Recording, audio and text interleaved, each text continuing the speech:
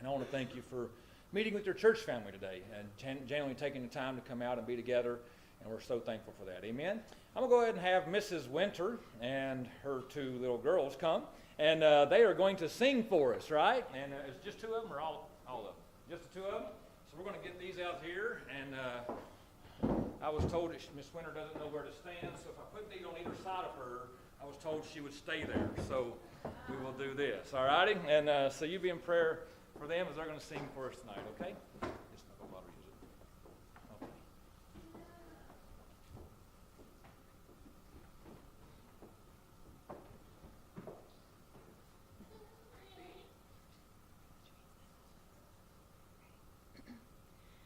I will be a little missionary for the gospel story. To the lost I carry. I will work for Jesus in my homeland. Lord, here am I, send me.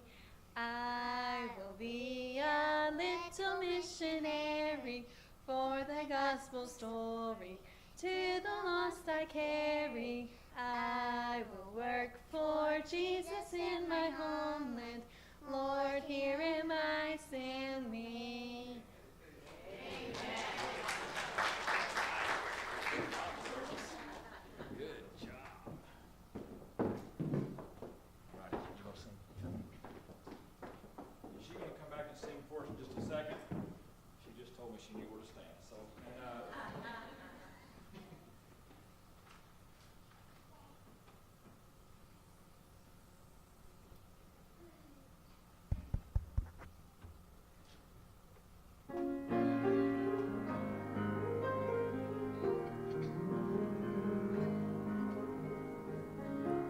Lord, I've come to talk with you, but the words are hard to find. There's a longing within my heart that I can't fully describe. But as you look inside of me, my desire is revealed. For nothing means more to me than to know I'm in your will. The center of your will is where I long to be.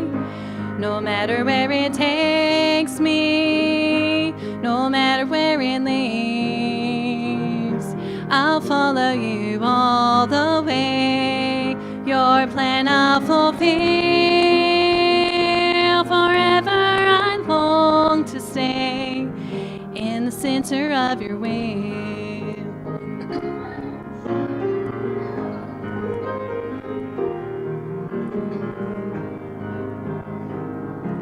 Sometimes it's a mystery.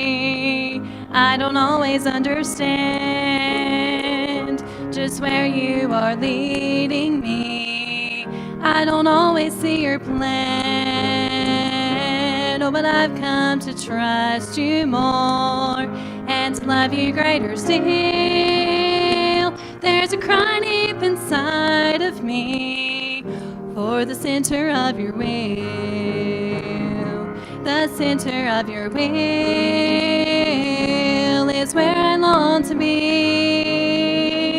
No matter where it takes me, no matter where it leads, I'll follow you all the way. Your plan I'll fulfill. Forever I long to stay in the center of your will. Forever I long to stay in the center of your will. all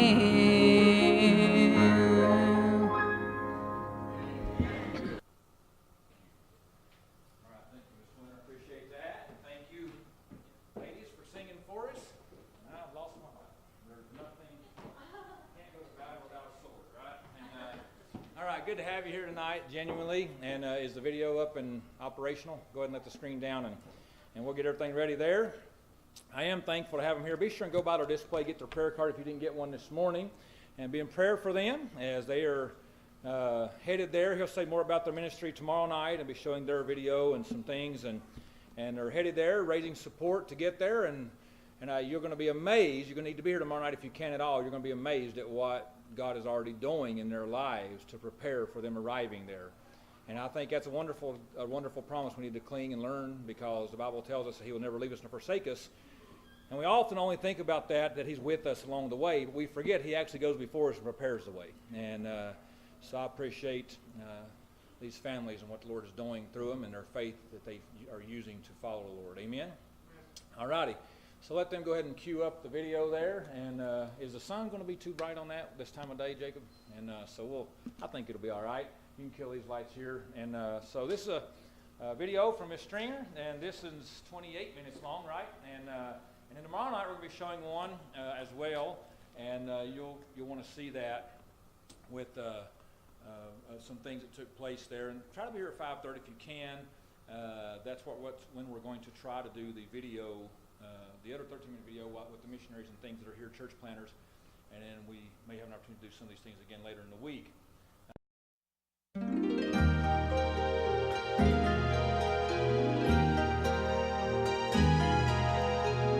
My name is Margret Stringer.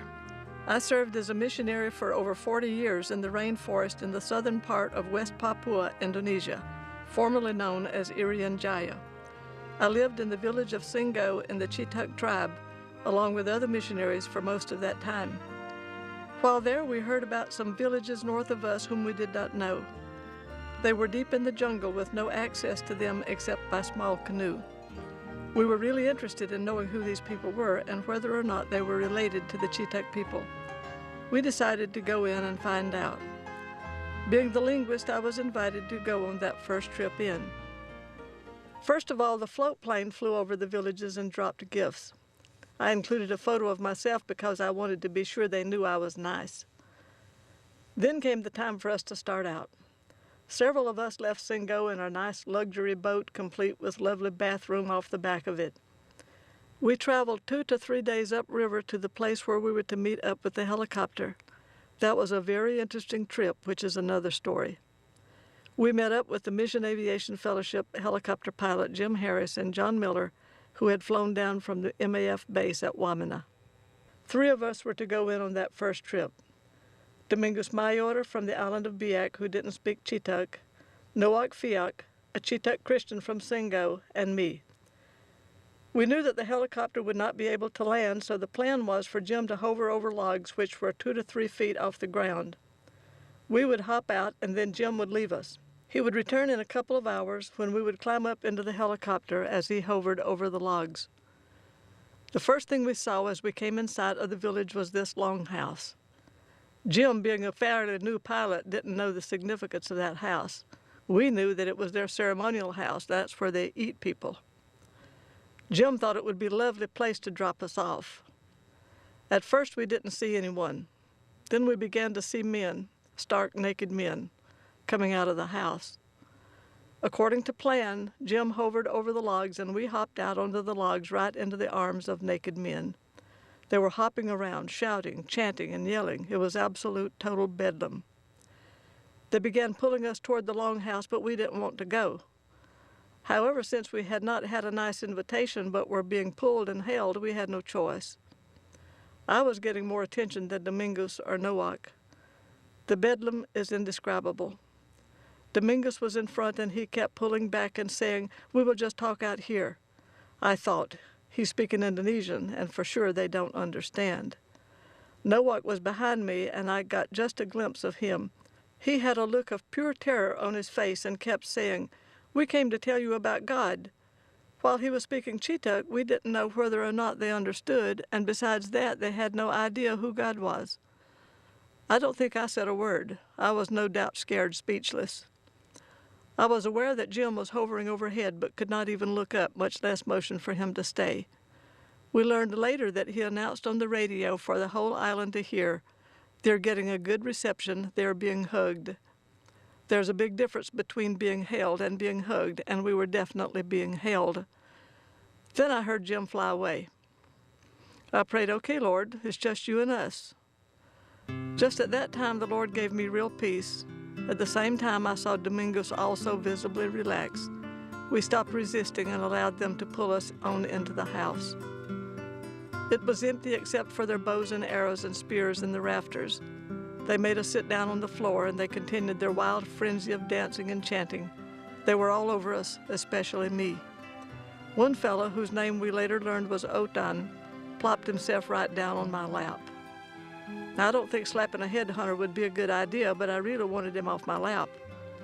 I stood pretending that my legs had gone to sleep. They pushed me right back down on the floor, but at least I got him off my lap. We were excited to learn that they spoke the Chittuk language and we could talk to them.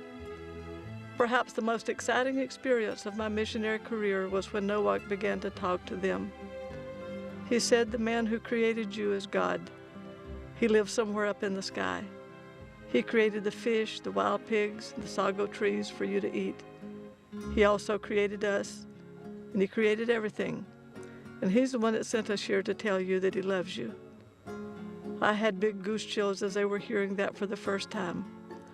All the while they continued their shouting as they repeated back and forth everything Nowak said.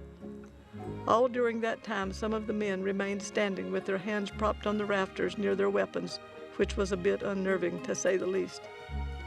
After we had been there for some time, one man said to Nowak, "We know that you're a man, and we know that he," pointing to Domingos, "is a man, but that thing," pointing to me, "is a spirit, isn't it?"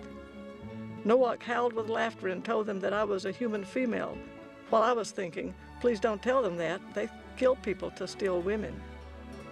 They brought us food, sago, the starchy pulp of a palm tree, wild pork, sago grubs, and kangaroo rat. I had never eaten rat, but when a crowd of headhunters say eat it, I didn't feel like arguing. Then we went outside to wait for the flying canoe, as they call the helicopter. I showed them a photo of myself and then showed them the camera and told them that I could get their face with it. Several of the bravest stood to have their pictures made. However, when I put the camera to my eye, they scattered like greased lightning. One man asked if it was something like a bow that I was going to shoot them with. I explained it again and had Nowak stand with them, and they thought it was really funny that it didn't hurt a bit. I was able to take several pictures. The man here is Otan, the one who sat on my lap. We had already fallen in love with those people and really began to look forward to the day when they would understand the love God had for them.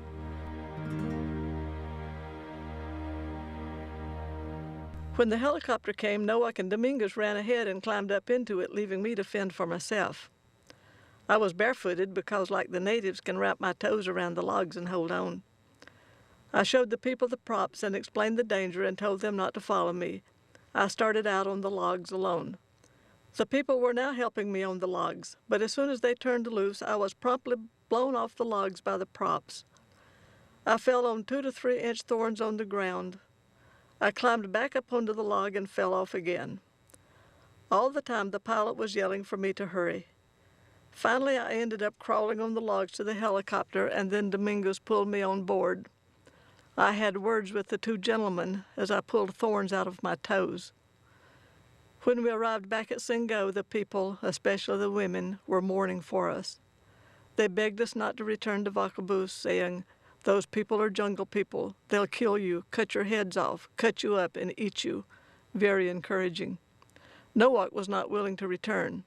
I was not anxious to return without him, as I needed someone who could speak Chittuk faster than I could. It was more than 2 months before we got up enough courage to return. We left with the sound of the women mourning as they were convinced that we would never return. Clarence Gillette went along on that trip, and the float plane followed us and circled overhead to be sure we were all right. Jim gave us a serious lesson on closing helicopter doors, as we had left them open during all the excitement on the first trip. Also, he told us to get off the helicopter and run right into the crowd to draw them away from the helicopter to avoid the possibility of them running into the props. As we approached, I was encouraged to see that they had prepared a landing site with small poles. Clarence followed the plan. I was determined to see that the doors were closed, but Nowak was terrified and refused to turn loose the helicopter. He hung on with all his might as the people tried to genuinely hug him. They didn't like the float plane overhead and kept yelling, "We don't want that thing. Make that thing go away." When the pilot saw the helicopter being shut down, he assumed we were all right and flew away. When Jim stepped off the helicopter, they said, "There's the Creator." Later we learned that they thought that Clarence was God, so obviously we had some more explaining to do. After that, we made periodic trips and built on the things we had already taught them. On that first trip, they asked for skin, which we figured out was clothes. We took drawstring shorts in, and Sido, a husky man, had his arms and the legs trying to put them on over his head. I found myself showing a naked headhunter how to put on a pair of shorts. On one trip, I looked back to see this. They're rubbing chins as a greeting. I was thrilled to learn that that custom was reserved just for the men. After telling them about creation, we told them about God's nice village. They were especially impressed that no one fights there. They loved the story about the resurrection of Jesus and would ask, "He didn't do anything wrong? They still killed him?" They asked if he was an earthman, human. They loved the story about the resurrection and would pinch their arms and ask, "This stuff also rose from the dead?" They were impressed by the miracles and asked Noah if he could heal people or raise them from the dead. He told them no, he was human and he could not do that, only God could. On one trip, we were tired and weary from the excitement, heat, and humidity while waiting for the helicopter.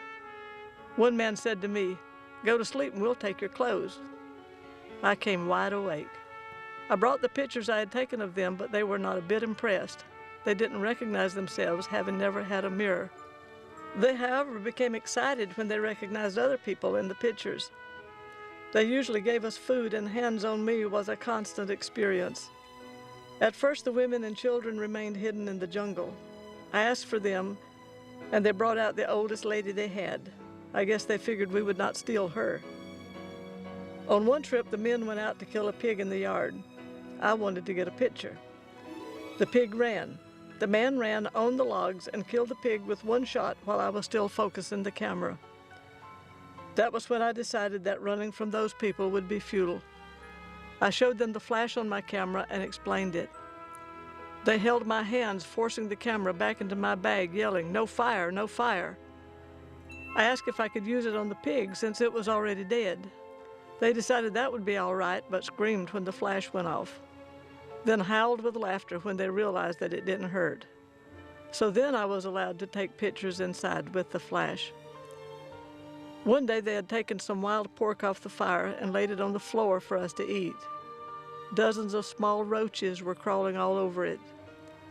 We told them to close their eyes and we would thank God for the food, but they were afraid. They thought it was some kind of magic.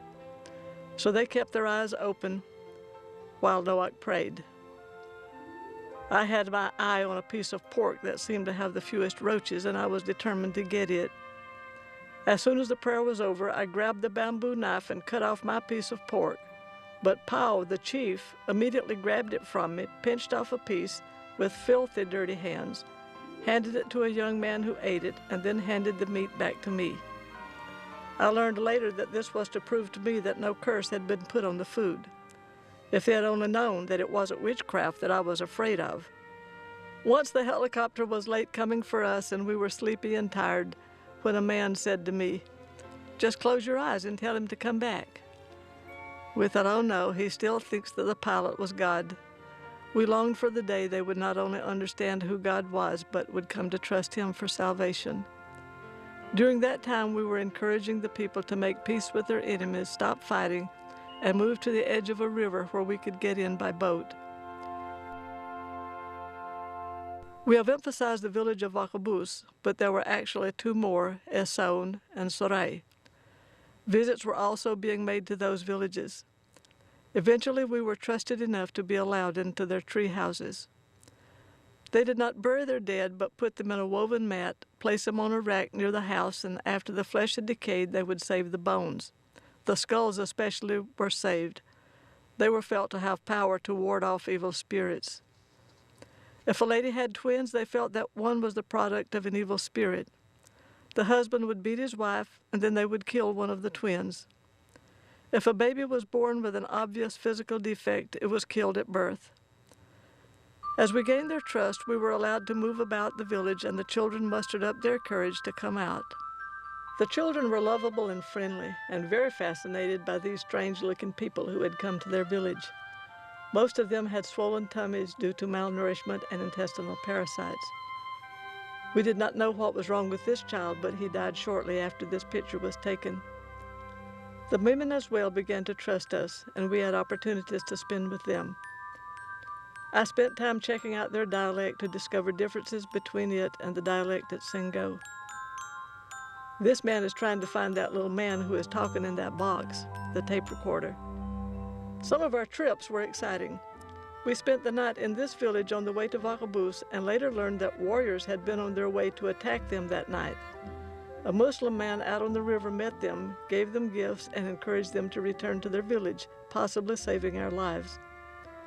On one trip, we were to meet the helicopter in this village. The helicopter had a mechanical problem, and we spent 2 very exciting nights in the house with these people. I counted 40 people in that house besides us. They had been in a fight with another clan and were really nervous for fear that they would be attacked. We didn't get much sleep, to say the least. The things in this man's nose are bat wings. One day I got a splinter in my hand, and this fella took the bone out, picked out the splinter, put the bone back in again. We continued to visit and to gain their confidence. We continued to encourage them to move to a large river. We built on the things we had taught them. One day a man asked, "What was that man's name who got killed?" When I told him it was Jesus, he pointed to his forehead and he said, "I will put it right here and not forget it again." Finally, they did move down to the edge of a large river. Up until then, none of us had ever spent the night in the village of Vacabous, and we felt that now was the time.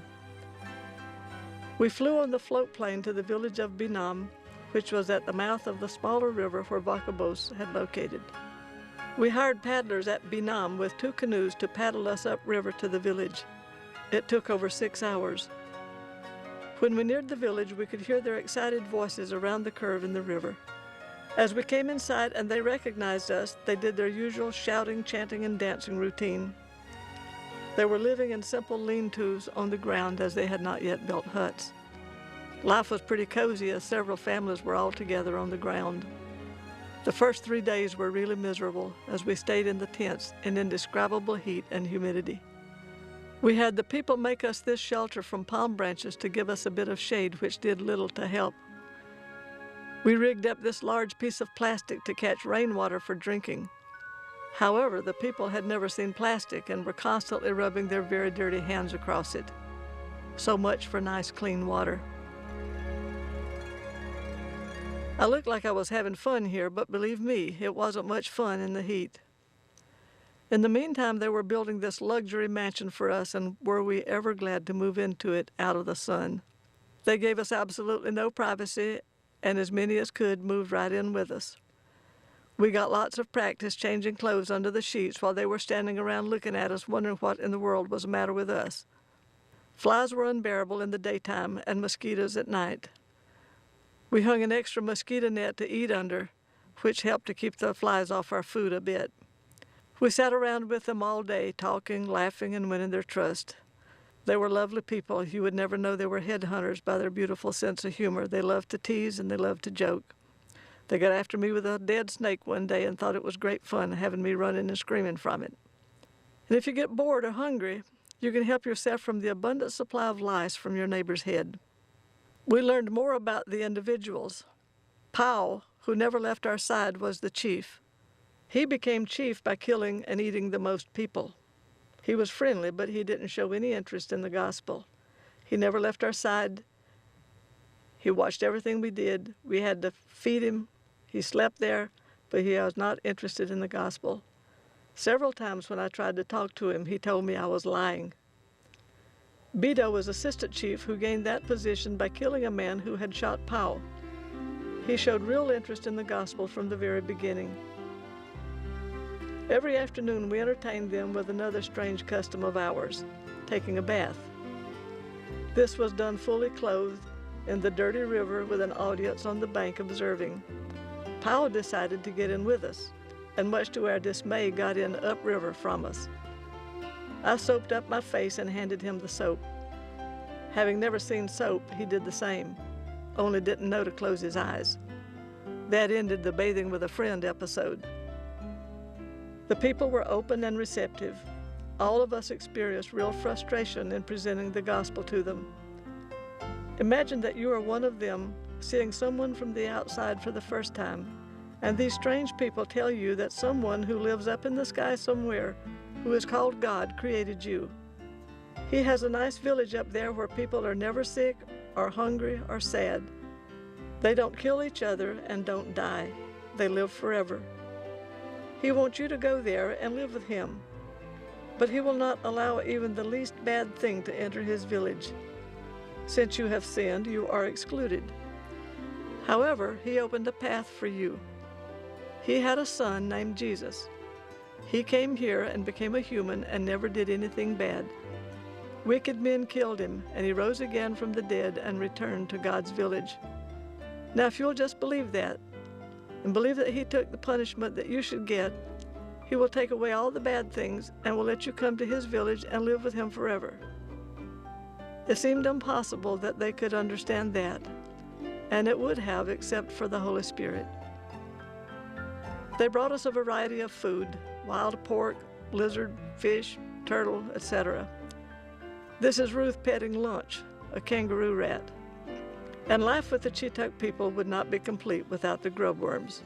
One day when I was talking about the resurrection of Jesus, I told them that Jesus ate fish, Beto added, and wild boar and grubworms. We were concerned that God would call someone from Singo who would be willing to make the sacrifices necessary to go and live with these people and to minister to them. The men liked to go with us, but wanted to return to Singo when we did. Most were afraid to stay there and live with the people.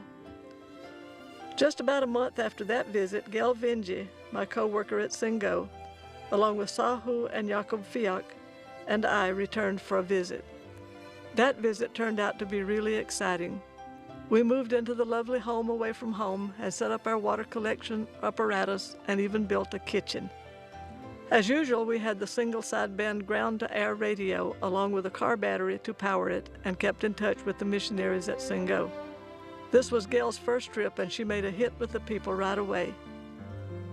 She's a giggler, and they loved it. Being a nurse, she spent much of her time bandaging sores, introducing them to shots, etc. On this trip, the people seemed different. They kept trying to steal our things. I tried to keep them in one end of the house away from our belongings to no avail. But on Sunday morning, a group of the men came into the house, and Powell told me that I would have to give them everything we had, including the clothes we were wearing. When I refused, he said that they would not listen to God's word. I told him that we would not pay them to listen to God's word, and if they did not want that, we would go home. They went literally on the warpath. They were dancing, jumping up and down, chanting, beating the walls.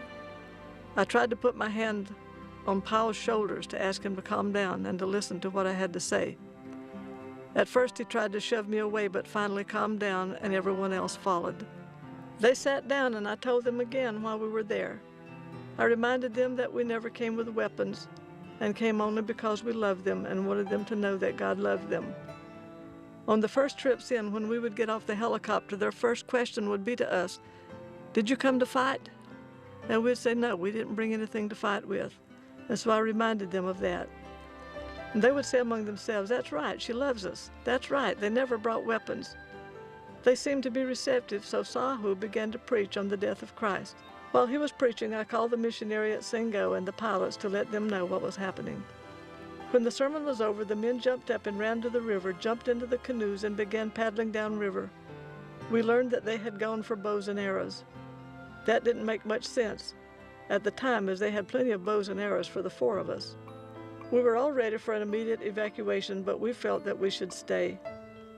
We were afraid the people would get frightened and run into the jungle and hide, and we would not be able to find them again.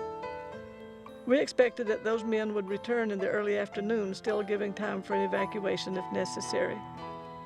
We realized that we were taking a chance on being killed, but felt that we were making the right decision. And I'll add right here that we found out later that when I was talking on the radio in English, they thought I was calling somebody in to attack them or to defend us, and that was their reason for running off to get more bows and arrows. That afternoon, when we heard them coming, we left Gail at the radio while Sahu, Jacob, and I met the people at the edge of the river. They had the makings of lots of bows and arrows. Bido said that they felt sad about what had happened and that they were not going to fight us. We went to Pau, and he said that I was their mother, as I had been the first to come to their village. He told me that he would give me a bow and some of the arrows he was making. He also told us not to pay any attention to what people were saying, that they were not going to hurt us. We had not heard anybody saying anything, so we didn't know what he was talking about. In the meantime, Dasawo, an older widower, had invited Sahu and Jacob to go pig hunting with them on Tuesday. However, they were too frightened to go because their culture would be to kill those two men in the jungle. Monday, everything seemed fine. Nobody tried to steal anything, and we felt that their friendliness was genuine. Early Tuesday morning, Dasawo and others were overheard discussing killing Sahu and Jacob and stealing Gail and I as their wives. That was unnerving, to say the least. To make a long story short, we had to be evacuated that day. We were ordered out by our missionaries at Sengo. And now I can never say that nobody wanted me. This man, Dasawo, was willing to kill for me. We never told the people what we had heard, but just told them that we were being called home, but that we would be back. The men had gone hunting as planned, so we felt safe until they returned in the afternoon. We spent the night in the village of Binam in a miserable, partially built house that just had the floor and the roof but no walls, and we had a solid downpour during the night and got drenched. In the meantime,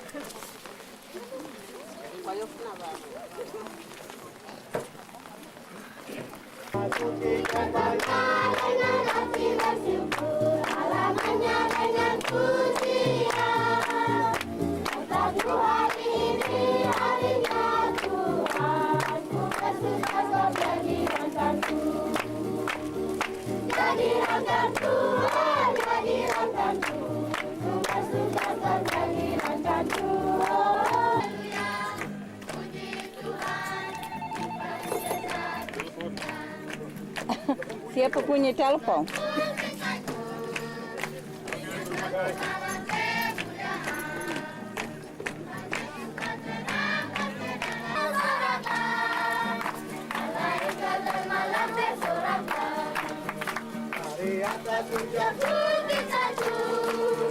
Dengan satu awan kemuliaan, Yesus tak terangkat ke dalam mahkota, mau hormat kemuliaan engkau, dan bertemu kembali, kasih Kristus mengawali, Tuhan akan tetap berlindung sampai bertemu.